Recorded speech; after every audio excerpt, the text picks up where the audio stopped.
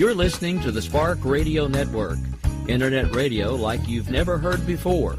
Innovation, creativity, and imagination are all said to begin with a spark. So fasten your seatbelt and take the ride of your life and listen for the spark.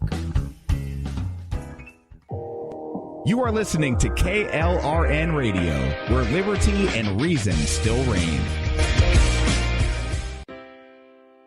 Most writers and radio show hosts know that to connect with your fans, you need to do more than just write books or record the latest podcasts. There are many different elements that go into forming an online platform, but there are also many hidden traps. To make matters worse, solid advice on how to survive the muddy waters is scarce. In the book Hidden Traps, I talk about some of the important issues of working with an online platform, highlighting traps that could put your physical or internet security at risk or be harmful to your reputation.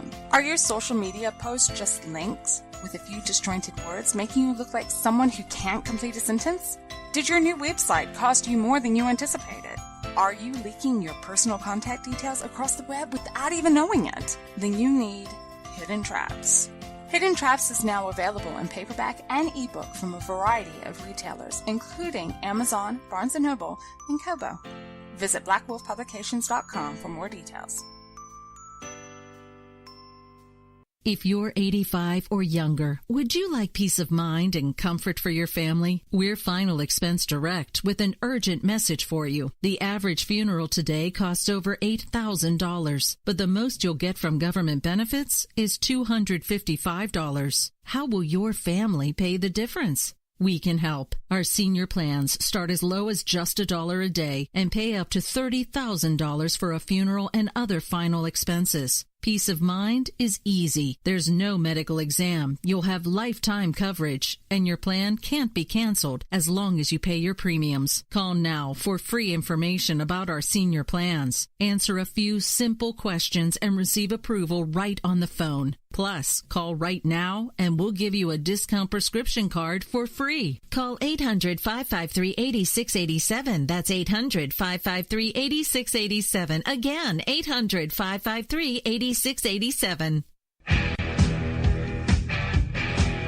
KLRN Radio has advertising rates available. We have rates to fit almost any budget. Contact us at advertising@klrnradio.com.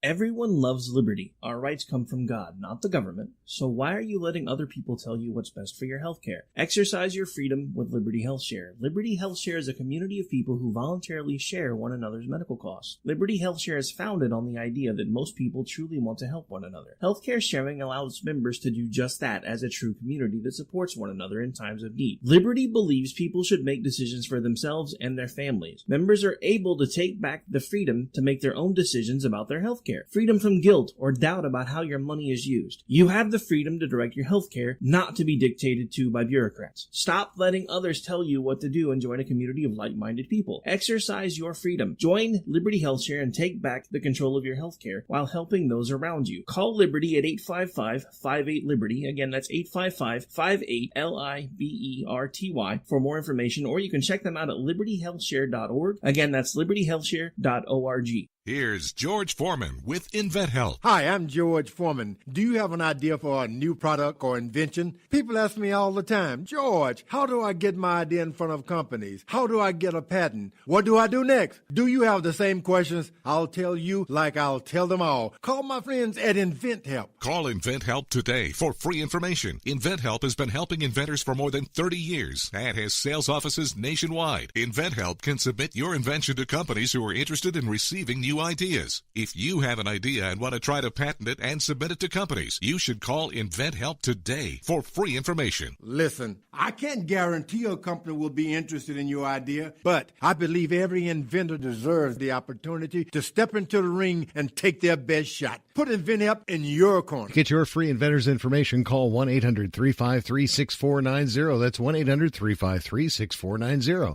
Again, 1-800-353-6490. At St. Jude, a family never sees a bill at all. It's like the world has been lifted off of your shoulders. St. Jude Children's Research Hospital. Finding cures, saving children. Learn more at stjude.org. Sometimes riders feel lost, unsure why a passage may not be working. It takes another set of eyes to help us nurture our writing into full maturity. At Black Wolf Editorial Services, we strive to enable writers to develop and grow, offering manuscript critiques and line edits through a mentoring editorial style. We also offer assistance on generating a writer's bio for your websites. Black Wolf Editorial Services, nurturing your writing into maturity. For a full list of services, visit blackwolfeditorial.com.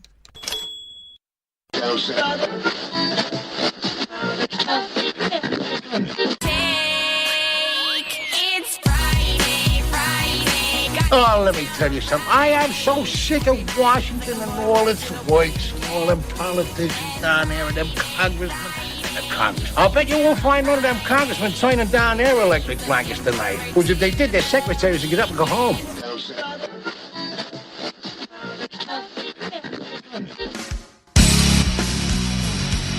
We gotta do something. Absolutely. You know what we gotta do? Toga party. Toga! Toga! Toga! Toga! Toga! Toga! Toga! Toga! Toga! Click, click, boom! I'm coming down on the stereo, baby on the radio. Click, click, boom! I want you to kill every golfer on the course. Check me if I'm wrong, Sandy, but if I kill all the golfers, they're gonna lock me up and throw away the key. All right, folks, well, it's Friday night, which means it's time for Robinson and Wright. We're here with a very special guest. At this point, I'm going to let the co-host, Mr. Dan Wright, come on and actually take lead on this while I deal with some stuff behind the scenes. Take it away, Dan. Hey, how's everybody doing? And we are here with Suni Leinart from the Federalist Party. Kind of my party. How you doing, Suni? I'm doing good. How are you? I'm fantastic. So, basically, what we brought you on for is we've had your boss on, and he was great, but He would hate it. He would hate it if you called him that, but okay. Okay. No, he'd be like, I'm not her boss. I'm not her boss. I'm a caretaker. He's a great guy. He is. He really is. But I mean, we're a few months down the road now, and what we kind of want to figure out is, where is the Federalist Party at right now? Well, actually, as you know, we technically launched earlier this year after the 2016 election, and we didn't do it in opposition to Trump, and we didn't do it in opposition to Hillary, although, you know, our professional and personal opinions they're both unacceptable. But we did it because of the division and the deep divides here within America. And we feel that the Democratic Republican Party, which is kind of funny because that's actually the party that opposed the Federalists when this nation incorporated, or I would say was founded, or shortly after, we feel that is failing America and the American citizens and anybody who believes that the American dream can persist and exist into the future. And so we're growing by leaps and bounds. I mean, we're getting hundreds of followers on all social media platforms a day. We are getting calls from interested parties. You know, we have thousands or hundreds to thousands. You know, I don't know the exact number, but it's a lot at this point of people who have contacted us to volunteer and sign up. And we're starting to talk to candidates in multiple states about 2018, 2020, and beyond. And it's a very exciting time just because, like, you know, you and I have talked about personally before, you know, we're trying to become a viable second party.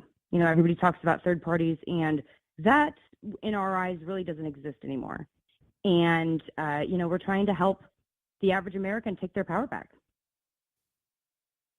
Oh, and I absolutely agree with you. I mean, that's why both Rick and I have been very interested in this endeavor, because we didn't look at it as a third party. We we both agree that it's become just a uniparty in Washington, and it's almost like they pretend to argue with each other. It is. It's like they have two sides of the camps, and they say, okay, go out and argue, and then both of you agree completely on the solution that actually happens. Or I use the word solution loosely, obviously, on the outcome of whatever happens, because, it's like they're playing the American people. It's like, hey, look, squirrel, like, look over here, we're arguing about Russia or this or that or Donald Trump's tweets or whatever, while our country's being run by, just basically the people that are all on the same side pretending to be on opposite sides, so we continue to look the other way. And it causes a divide. It causes a divide. Right. Right. And pay their salaries. I mean, that's exactly. Well, let's be clear, where it became that we work for them and they don't work for us. I don't know, but it needs to end. Be a government of everyday normal citizens who go serve their government and leave and go back to the private sector. When the founders first established the United States Constitution and formed a federal government, they were part-time. I mean, extremely part-time. The Supreme Court was only there, at certain times during the year. It was not an every day thing. It was not an enormous thing. They intended, our nation was built intending to allow the citizens and, the people to affect their government at the local level, because that's easiest for everyday individuals. However, when you take all the power to D.C., that's where the money and the special interests and the people that can buy power or finance the apparatus to enact power, that's how they exist. Exactly. It's how I'm here in North Carolina, and I'm paying for wacky social problems in California. Not supposed to work that way. No. I'm supposed to pay into I'm supposed to pay into federalism. I'm supposed to pay into the things that need to be done to make the country cohesive. And then pay for things that are supposed to be done in my state. Or your city or your town or your metro area, yes. And that's the premise of federalism. So federalism just means the federal government sticks to the duties enumerated by the Constitution, and all other government responsibilities are kept at a different level. Now, we champion the more local, the better, because that gives the individual the most power. If I'm in a city of 14,000 people and my vote is 1 in 14,000 rather than 1 in 232 million, or if I have to buy commercials, or if I have to organize a get out the vote effort or activism or anything, or voter outreach in a town of 14,000 people, that's much easier as a non-billionaire, non-millionaire. I mean, middle class, even lower class person, or, the bottom 50%, if you will, to enact that change. Now, so federalism is not it's not a political ideology. It is a governing philosophy. Like I said, meaning actually, and even though I might adamantly disagree with a lot of the progressives and socialists out there like Bernie Sanders, they would work completely in this governing system, which is why we believe it works so effectively. Because as long as they keep their social programs, and like I just said, the individual citizen has so much more power at the local level, then federalism actually works. And that's basically saying California is different than Texas, Colorado is different than Texas, California is different than Colorado. The needs of Alaska are not the same as the needs of Hawaii. And so you can affect change and, stop cronyism. And, imagine if there were 50 K streets. I mean, imagine, or 5,000 K streets if you go down to the city or county level. That would be so much harder for the special interests and everything to control. But yet the people that right now are complaining about the special interests and the big money interests and the millionaire, billionaire class and the international corporations, they are the ones that are saying centralized control, which is the easiest way for people that, you don't like Donald Trump, people like Donald Trump. You don't like Hillary Clinton, the people like Hillary Clinton, to literally take over the country when it just doesn't make any sense.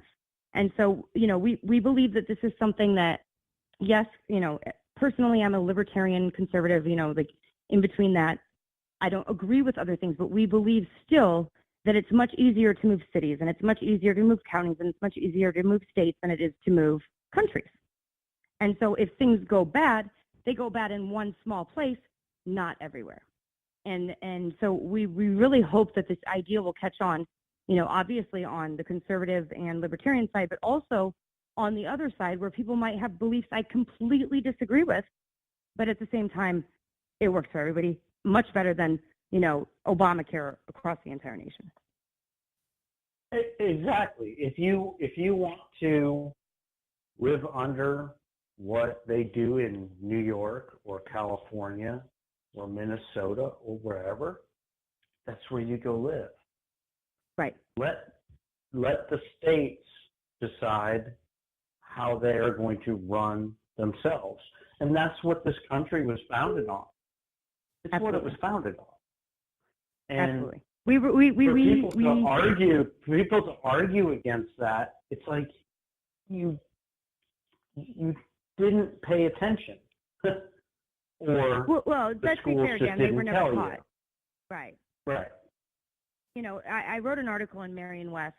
It's an online publication, and it's a lot of Ivy League and upper tier schools, and they are a centrist organization, but they have the right, the left, and the center. And thank gosh they publish us in the center, because we really believe that that's where we're trying to come from. Not that we are bipartisan, we are nonpartisan. There's a much bigger difference. But about how that the idea of the Constitution and the idea that our founders had based on individual liberty and the government protecting it, not the government giving you liberties, right, was what our nation was founded on. And it's either taught in a misleading way, in a underdeveloped way, in a misconceived way, it's demonized, or it is not taught at all. And it's very sad because, there's a lot of people, when I saw, the riots, for instance, of last year and the year before, there's a lot of those people that just want their individual liberty, but they're taught that somebody else has to give it to them. And that's not what America is about. No, liberty isn't given. Liberty is taken inherent. and held. Yes, exactly. And the government is created to protect us. Right. Yeah, and it's not the protection that is offered is the Constitution. That's it. The end. And we're always promised the Bill of Rights. The Bill of Rights is what was offered you as security, and I don't agree with every amendment. I don't, but I will support it because it's there. Right. It's there. And I believe that there are some amendments that, I don't agree with, especially the latter ones. I don't agree with the senators being elected amendments. I don't, because of and I'll tell you why. Because of the concept of federalism, the people have much more power over their state government and their local representation than they do over D.C. So they elect the people in the states and locally that appoint the senators to do their best interests in Washington, D.C.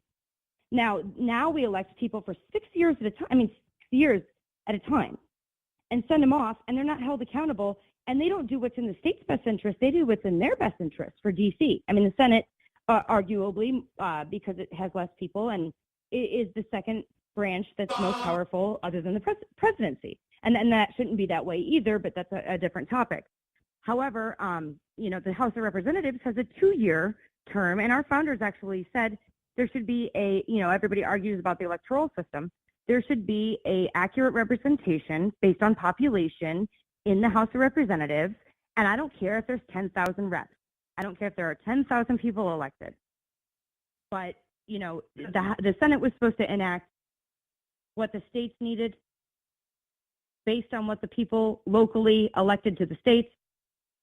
And then the House of Representatives was supposed to represent what the people themselves wanted, and that's why they were held accountable every 6 years, or every 2 years. I'm sorry, forgive me. Well, yeah, and there's a gentleman that I don't always agree with. I tend to agree with him about 80% of the time. But Joe Walsh, who was a congressman from Illinois. And he said when he ran, he said, I will take 2 terms and that's it. After that, I am not running again. And he did it. And he went in and he ruffled feathers and took his second term. And at the end of the second term, he said, I'm done. Right. And, we need more and that's term limits. And I don't know if we actually need imposed term limits or if we need the expectation of those who get elected to not make this a career. I mean, let's be fair. We all pay taxes into a system to where those guys get elected once for 2 years and they get a $188,000 a year retirement package with non-Obamacare health plans and all 9 yards for the rest of their life. I don't know any private citizen that gets anything close to that unless you make it to the CEO of, GE. And if you do that, you didn't just do it for 2 years. You were in business for a long time and you paid a lot of people or you did a lot of great work or however you got there. And another thing is, we were, like I said, we were supposed to be a government of citizen representatives. We were not supposed to be a government of elitists, politicians that go. And as soon as, in addition to their salary, or yes, it would be a salary. I can't even call it retirement after 2 years. They would get, a job on K Street for a few $1 million a year to affect the other senators that are just coming in. It's a cesspool. It's a system of corruption, and it's an intentional system of corruption. But we keep believing that we're going to affect change in the same system of corruption, and we're not. We have to develop a different system altogether, or the power has already intentionally been usurped from that system and held by few. Absolutely. It's, I say it myself, but I see other people saying it, that we're approaching socialism. We're already there. Oh, yeah, we're there. We're already there. And it to needs be fair, to be reversed.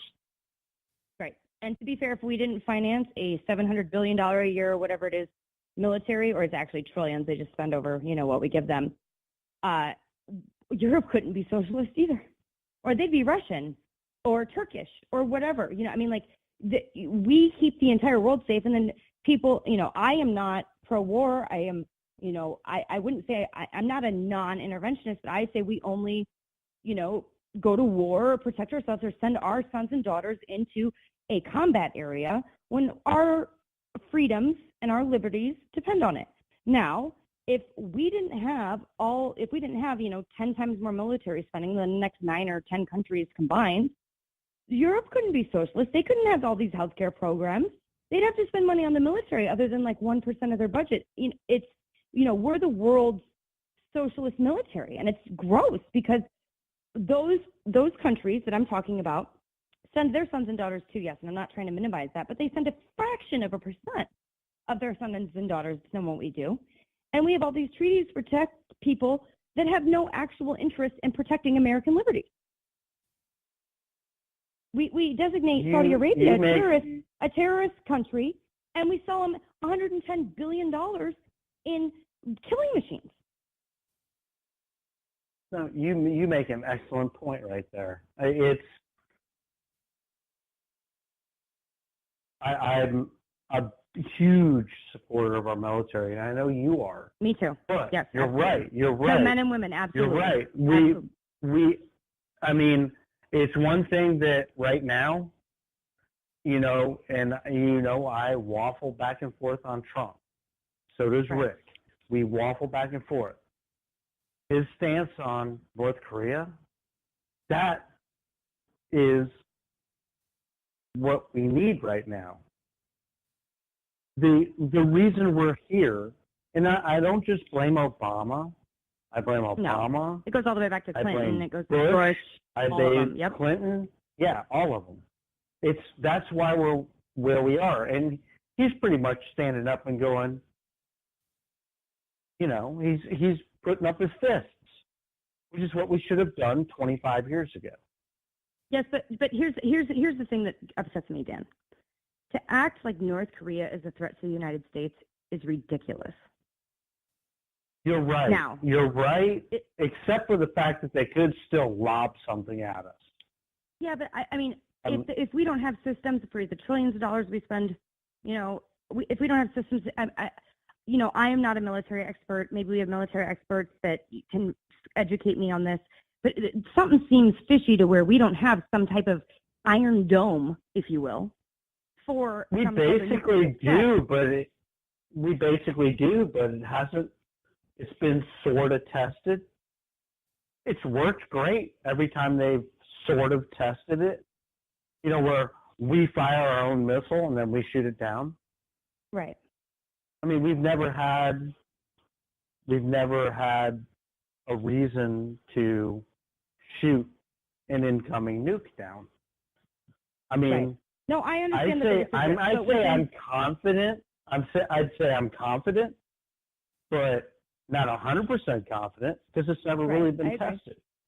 I agree, but my point is to scare the American electorate into, and I don't mean scare on.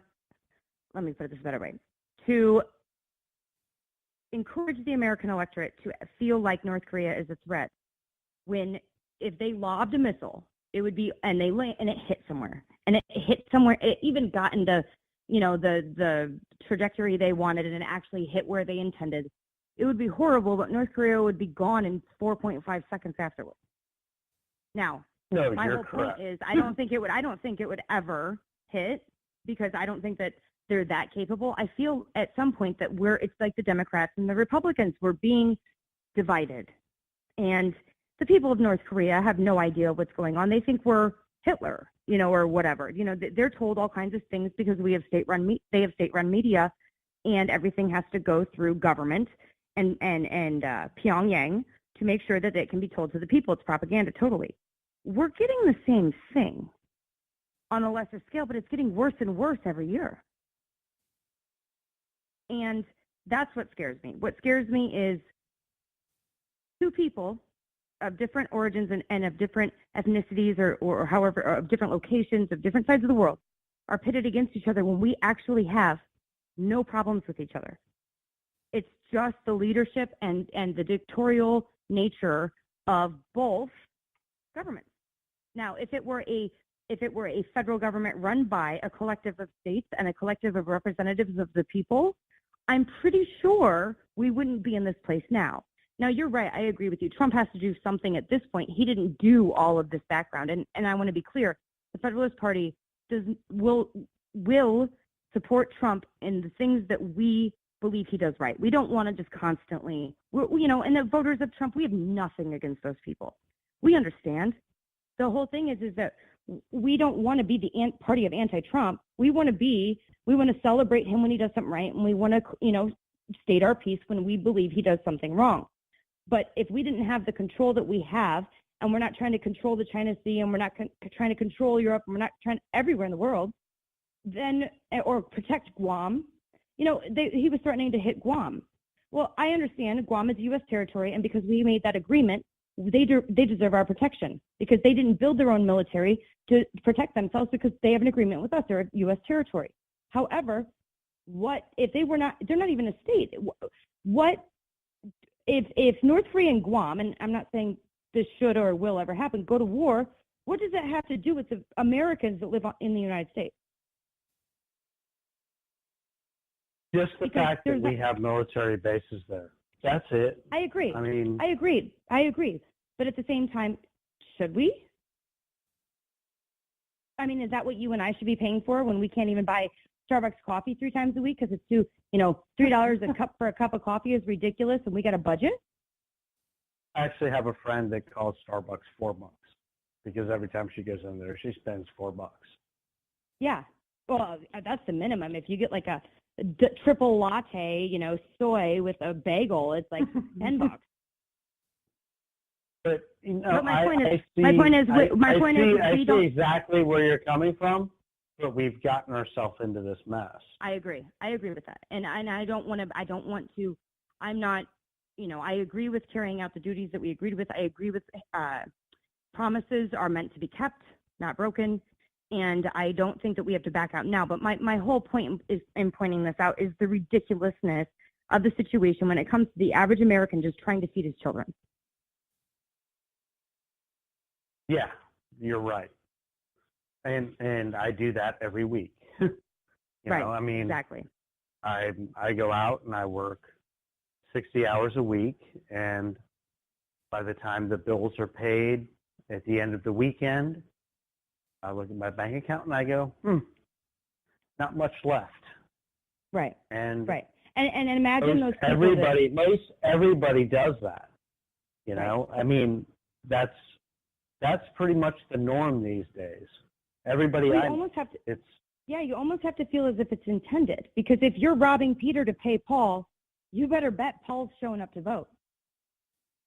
And I'm not demonizing Paul. I'm demonizing the system that's set up, because I feel horrible for the people that are in the inner cities.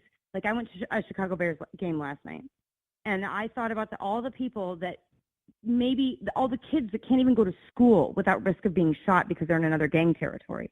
Little kids, right? And the police won't go there. The ambulances, if somebody gets shot, half the time won't go there because they're going to get attacked. And it's a self-perpetuating cycle. I'm not demonizing people like that. We need to focus on if the everyday citizen had more control over their government, we wouldn't be paying for things like this.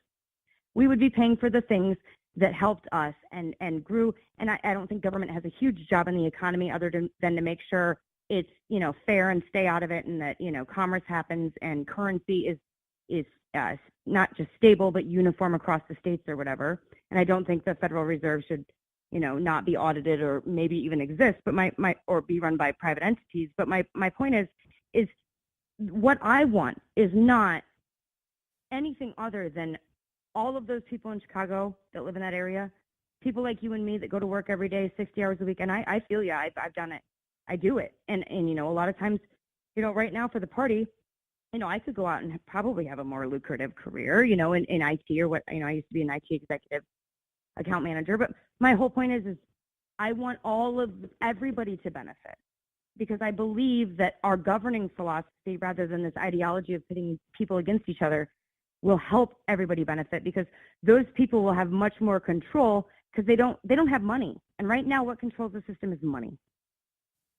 And so me and you and the people that can barely afford to, feed our kids, we're left broke and with no control on purpose, because we don't have the money to put in and get this guy elected or this guy elected or this guy elected, and or affect this law or impose this regulation, to stifle competitive, businesses coming in to compete against us.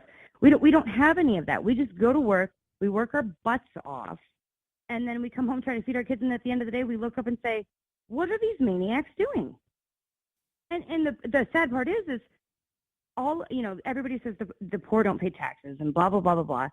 And I agree that the tax system is unfair and the tax code is unfair. But I will say they pay more taxes relative to their income than we do. Cigarette taxes, alcohol taxes, they call them sin taxes. Those disproportionately affect poor minorities and, not even minorities, but the poorer people in our country. They do absolutely sugar taxes. They do absolutely pay taxes. But in a way, you almost have to look and say, is that on purpose? Oh, yeah, you're right. And it's kind of, I've always been, since the subject came up, I've always been for just a national sales tax. Can you imagine if you kept 80% of the federal taxes that you pay in your community? Can you imagine what your community would look like? Can you imagine how much it could affect the neighbors that need help the most just to get up on their feet? Can you imagine if Chicago I live in Illinois, and I pay a ton of taxes, and our state income tax and the property tax is ridiculous, even compared to Iowa, which is right across the Mississippi River from me. Less of a drive than most towns in Illinois. And my point is imagine what your community could look like, and imagine maybe you could cut money, maybe you couldn't. If you kept 80% of the money that you pay to the federal government local, imagine the people that could be helped. Imagine the people that could be helped, and then if things weren't working, their vote would matter more. That money would matter more. You would have more say over how your money was spent. Now it gets paid out to some bureaucracy where government employees have, for the first time ever, or just recently under Obama, I'm not sure how it is now, surpassed the income, not only the hourly and annual income, but also the retirement and all that benefits. You know, it used to be government employees would get paid less, but then they'd have a better retirement that was guaranteed. Now the private sector employees get paid less, government employees make more, and they have a better, retirement. There's 15 million of them on the federal level or something to that effect. Don't quote me precisely on that. And your money gets taken to D.C., and then they promise to give it back to you. But that's after they finance those 15 million workers on a federal level. And so you get what, 20% of your money back? I mean, it's ridiculous. Why no business owner would set up a business, or no no mother would set up a system where daddy's paycheck goes to the 9-year-old son, and then the 9-year-old son, after he's done going to the candy store and the video games, etc., or GameStop or whatever, gives daddy back the paycheck. Yeah, no, that's a pretty good way to look at it.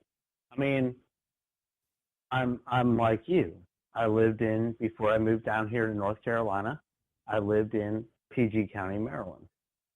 I paid federal income tax, state income tax, county income tax, and city property income tax. Yep. And then on a 2,200 square foot house, I paid $6,000 a year in property tax. Yep. And my kid's school was falling apart. This was 14 years. Exactly. This was 14 years ago. Right. 14 years ago when I left Maryland, and I was paying $6,000 a year on a 22 square foot house on a 1/4 acre of land with the Amtrak running through my front yard. Right. Well, and my whole point is, of course, we don't want to pay as much taxes. But can you imagine if the billions of dollars your city sent off to D.C., can you imagine if those billions of dollars stayed locally? We have highways all the way through Moline, Illinois, shut down because the government of Illinois, the state government, is completely broke. They're bankrupt. They aren't even paying lottery winners. They're giving them IOUs. They shut down lanes on the main thoroughfare through the Illinois side of the Quad Cities, and people aren't working on it, or they weren't. Maybe they are again. Who knows? Because they can't afford to pay them. Well, what am I paying my taxes for? So DC can go, I don't know, whatever they do, protect the citizens of Europe so they can have free health care? Do they have nice roads over there? Because I'm driving over potholes and I have an SUV, and it's an older SUV, so it's actually built on a truck bed instead of a car frame. And that thing has a hard time. It's like I feel like my tire's going to fall off sometimes. It's ridiculous. And all of my money goes to Chicago, and it just gets embezzled. Yeah, I mean, I live in I guess it's really, at this point, more of a purple state, but I live in North Carolina, and I commute most days on Interstate 77 from Interstate 40 down to Charlotte. That's where I commute. The commute is horrid. It's terrible. Well, they decided to add toll lanes. So now we've been going through all this construction. Right? To work on it. We've been going through, we're going through all this construction, and it makes the traffic worse. Take all your money and they never fix it. Yep. Right. Well, so they're putting in toll lanes. Guess who they contracted the toll lanes to? Some company in Spain. So all of the profits from the toll lanes are going to Europe. Well, it's just a crony, somebody who financed somebody's campaign, or a lot of people's campaign, probably. And that's the problem. That's why I say, imagine if you had a local election, and that was on the actual docket locally. Now, imagine that everybody. First of all, how far do you live from Charlotte? I am about 30 miles north. Okay, so imagine if everybody either kept all their money between your area and Charlotte, because that would maybe be considered a metro area, or maybe you would be considered a different metro area, and all the money that you paid in taxes was kept locally and was served to you locally, and then maybe a little bit more on the state level and then way less on a federal level. Maybe you wouldn't have to commute to Charlotte to work, first of all. Second of all, your drive would be a lot better, right? Because, you're not paying for roads in Afghanistan and gas stations in Afghanistan. You're paying for, roads locally, and then also, if imagine, say you didn't like what was going on in your area. You didn't like that construction or whatever. If the state and the federal government especially didn't have so much power, and the states had some Spain contract that they got the contractors for that are doing the roads. Imagine how much easier it would be out to buy your media market locally and affect like the ground game and build out ground structures and build out donor activist, grassroots activist networks locally than it is nationally or even statewide.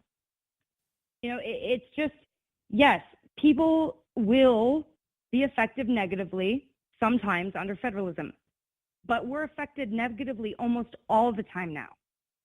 And those people can move to Charlotte. They can move to, another area of North Carolina. They can't move to Mexico if they don't speak Spanish. Canada, they don't like, you have to, if you're an illegal immigrant to Canada, you're getting kicked out immediately. They'll let you stay as an American for a while, but if you want to become a Canadian, it's not that easy. And so we're and then everybody complains here. We just need to let people in. No, I don't mind about if it were more local and more fair, and the people that needed help were targeted specifically local, and they got on their feet and they could become productive members of society, and if schools were run locally, so the illegal immigrant influx, of 10 million people a year or 2 million people or whatever they say it is, didn't affect, I pay property taxes for my local schools. My father, who has no kids in school other than college, pays property taxes for the local kindergartners, right? The people that come here illegally burden that system, even if the arguments are right that they pay taxes. They pay local taxes or they use a fake Social Security number and they don't get refunds or whatever. But the schools still can't plan for that. So if they didn't get all these benefits and things were held locally, local communities could say, we don't need any more immigrants. We have enough. We're trying to help the population we have or whatever. No more. And if another community wanted them, they can take them. But the whole point is we're not being told by the federal government, you have to allow these people here and this is what they get. I once did a breakdown on the refugees from Syria. I feel terrible for those people. I feel terrible for those families. It's complete and utter disaster and a nightmare what they're going through, and I sympathize with them on a soul level very, very much. And I express, nothing but love and light for them. I just hope everything turns out all right. However, I once did a breakdown, and it's like $144 million for a family of four to come to America after all the government programs and relocating them and, everything that they get, and they get housing and they get food and everything. Can you imagine what your family would do with $104 million? It's insane. Yeah.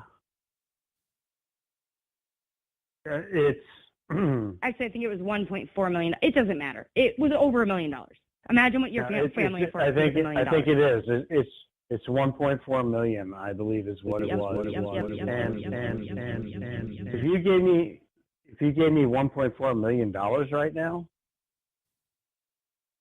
I'd be pretty happy. Right. Well, no, you could take care of your family. Then your kids could go to college. You could pay for it. You could buy your house. You could buy a decent car every, 10 or 7 years or 5 years or whatever you like, and you could pay for your health insurance.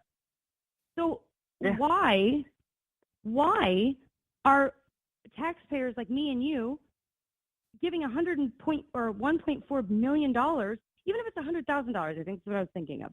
But, why are we forced to give them to people that, first of all, are not American citizens? Second of all, like I said, go to Chicago.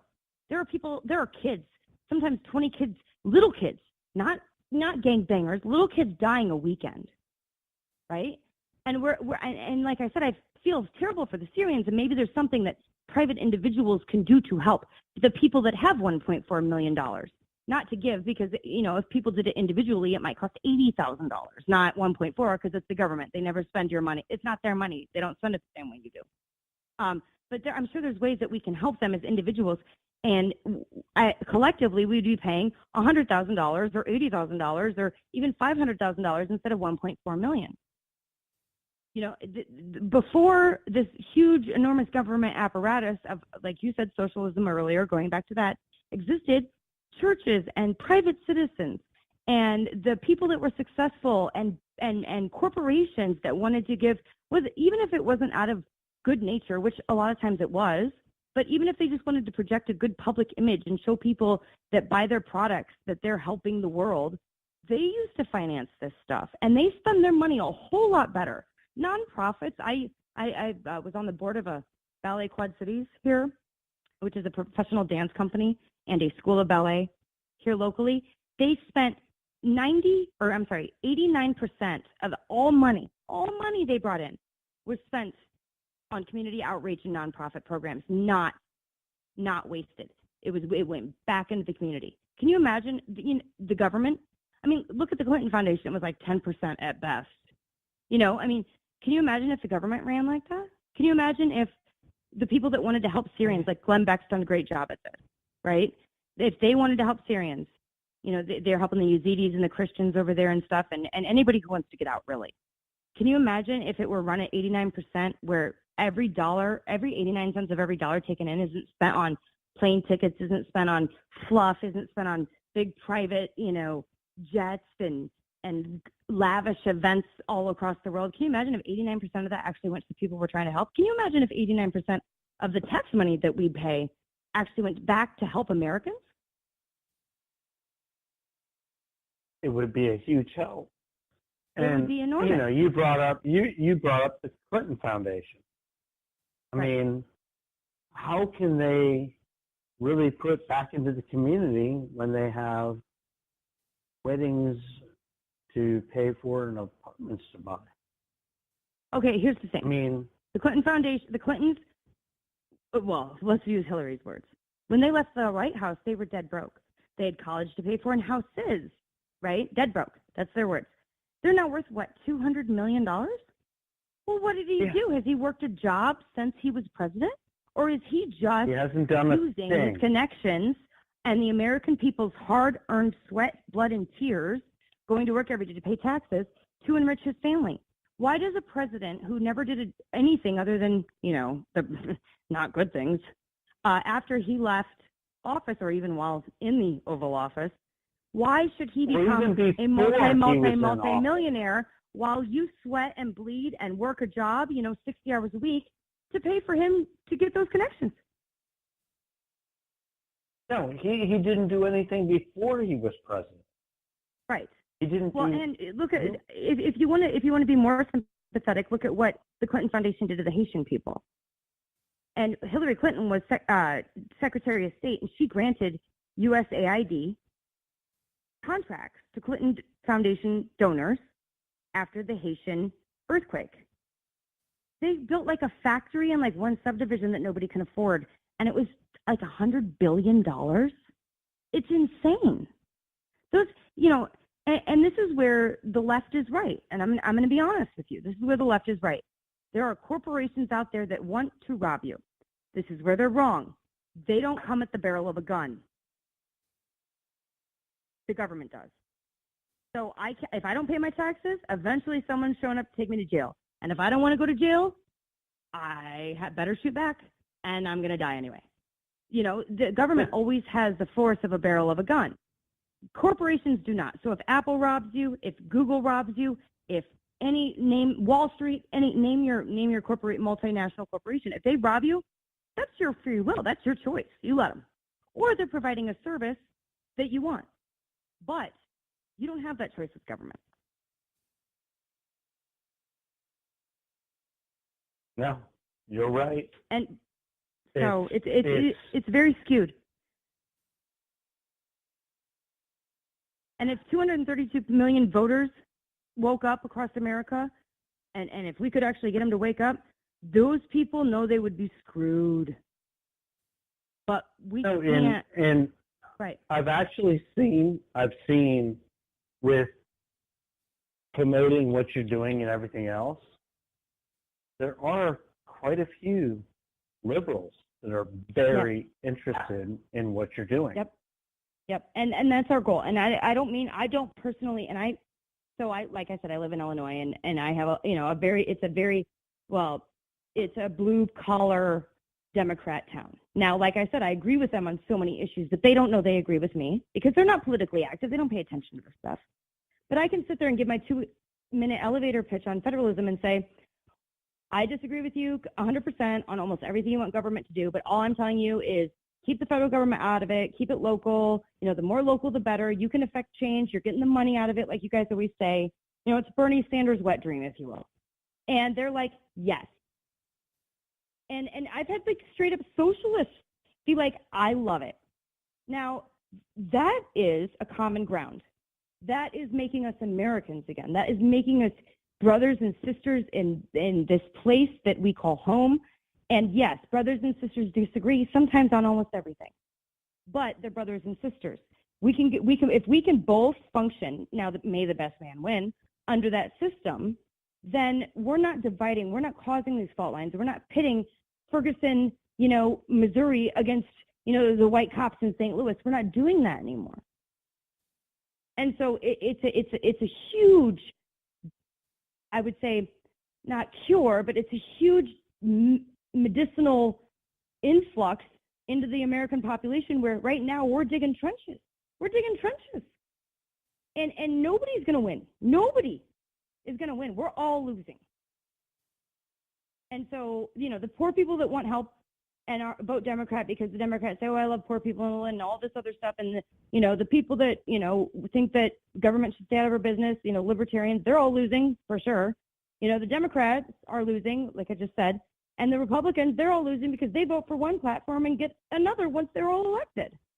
And so we're all losing this war. And we're digging trenches deeper and deeper and deeper and deeper. So if we can find a philosophy, a governing philosophy, to come together and at least hash out our differences on a local level or a state level, like I said, the more local, the better, we are giving a huge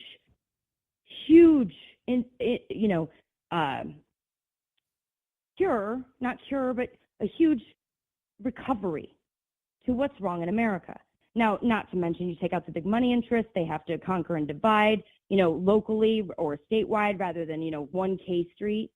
My best friend bought a 1-bedroom hole, excuse my French, on K Street, and it was $400,000.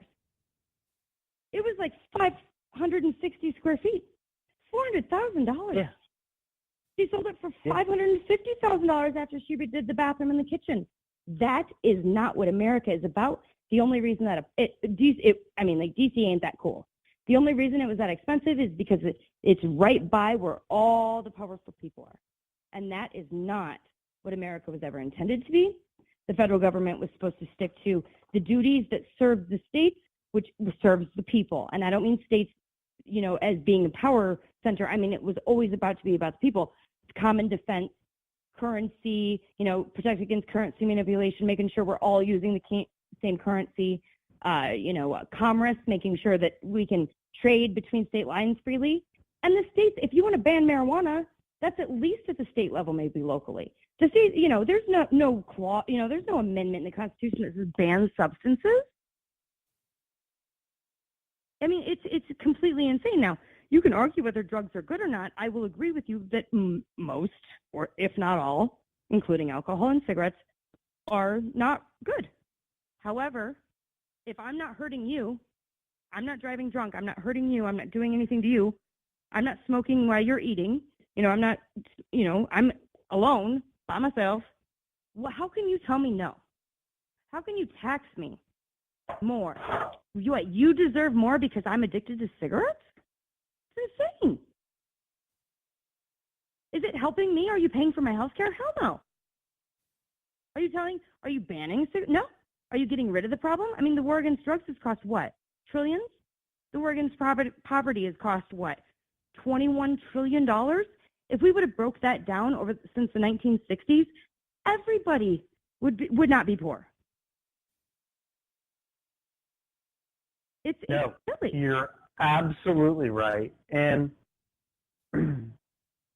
social programs and stuff like the war against poverty. The war against poverty has done more to create poverty, and that's what they want. They want poverty. That's why I said there's a reason why you go to work and you earn a decent, good living wage, and you still have very little left at the end of the week. There are people that have nothing left and never, got even enough that they needed. And then there are people that have amazing jobs, that got lucky or worked really smart and did all the things right, and they have very little left as well. My point is that it is on purpose, and it's insidious. And by going and voting for robbing Peter to pay Paul, you're just enshrining that corruption. I guarantee you, if I saw a man in need, and here's another thing. If do you think that the poor people in Mississippi are the same as the poor people in Washington State? No. They have much different needs. They have much different problems. They have maybe different educational problems, maybe different opportunity problems, maybe they have different societal problems or cultural problems.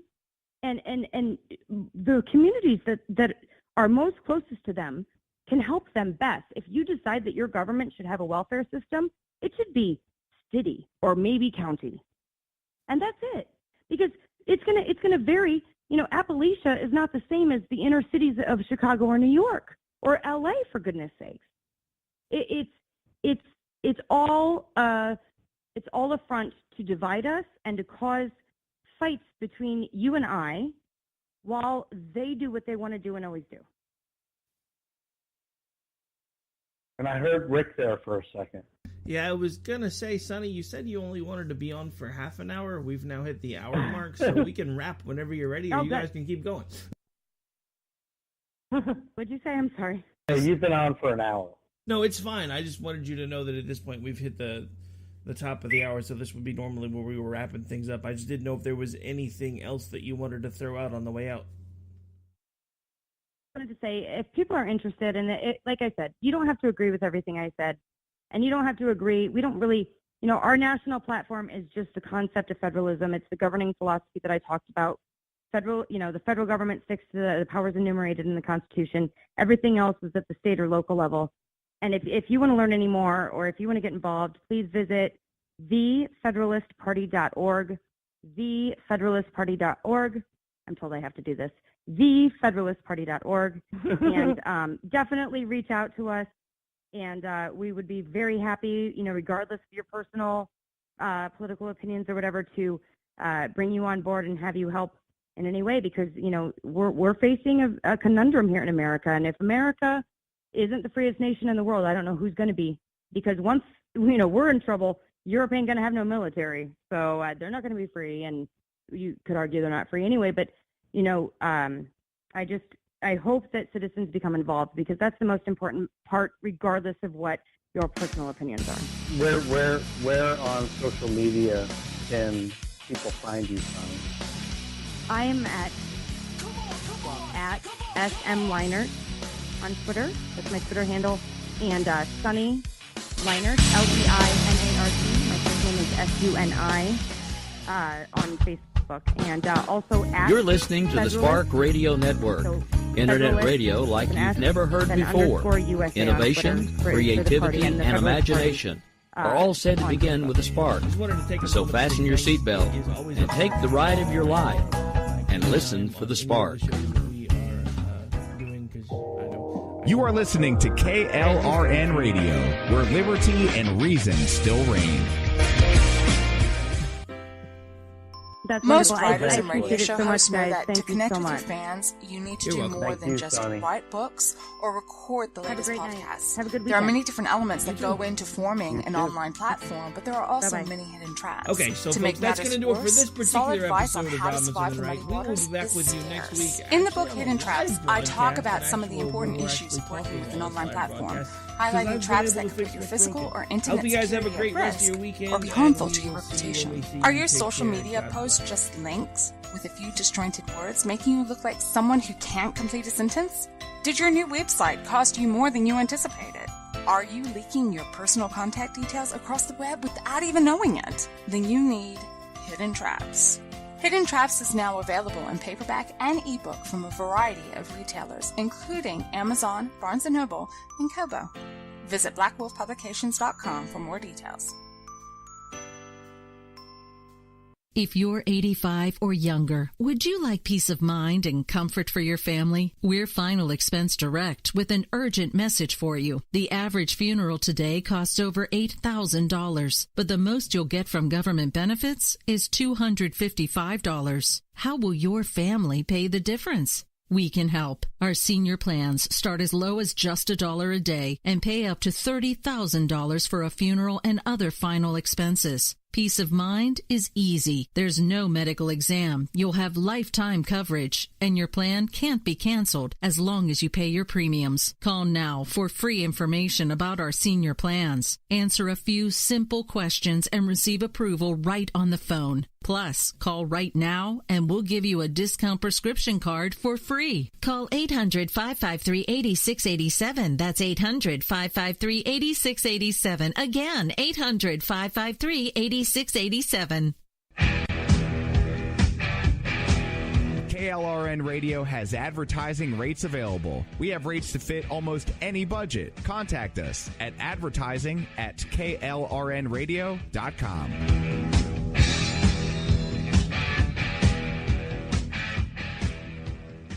Everyone loves liberty. Our rights come from God, not the government. So why are you letting other people tell you what's best for your health care? Exercise your freedom with Liberty Health Share. Liberty Health Share is a community of people who voluntarily share one another's medical costs. Liberty Health Share is founded on the idea that most people truly want to help one another. Healthcare sharing allows members to do just that as a true community that supports one another in times of need. Liberty believes people should make decisions for themselves and their families. Members are able to take back the freedom to make their own decisions about their health care. Freedom from guilt or doubt about how your money is used. You have the freedom to direct your health care, not to be dictated to by bureaucrats. Stop letting others tell you what to do and join a community of like-minded people. Exercise your freedom. Join Liberty Health Share and take back the control of your health care while helping those around you. Call Liberty at 855-58-LIBERTY. Again, that's 855-58-LIBERTY for more information, or you can check them out at libertyhealthshare.org. Again, that's libertyhealthshare.org.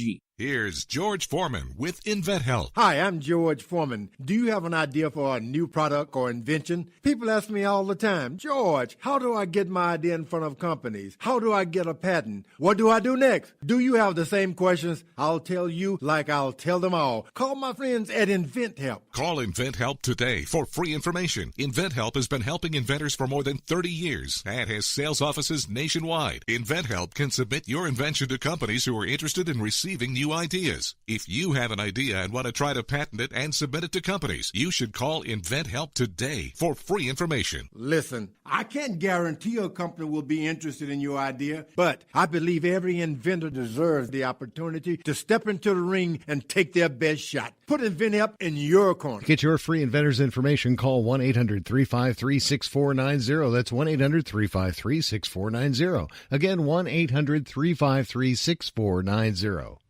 At St. Jude, a family never sees a bill at all. It's like the world has been lifted off of your shoulders.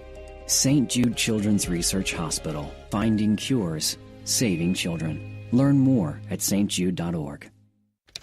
Sometimes writers feel lost, unsure why a passage may not be working. It takes another set of eyes to help us nurture our writing into full maturity. At Black Wolf Editorial Services, we strive to enable writers to develop and grow, offering manuscript critiques and line edits through a mentoring editorial style.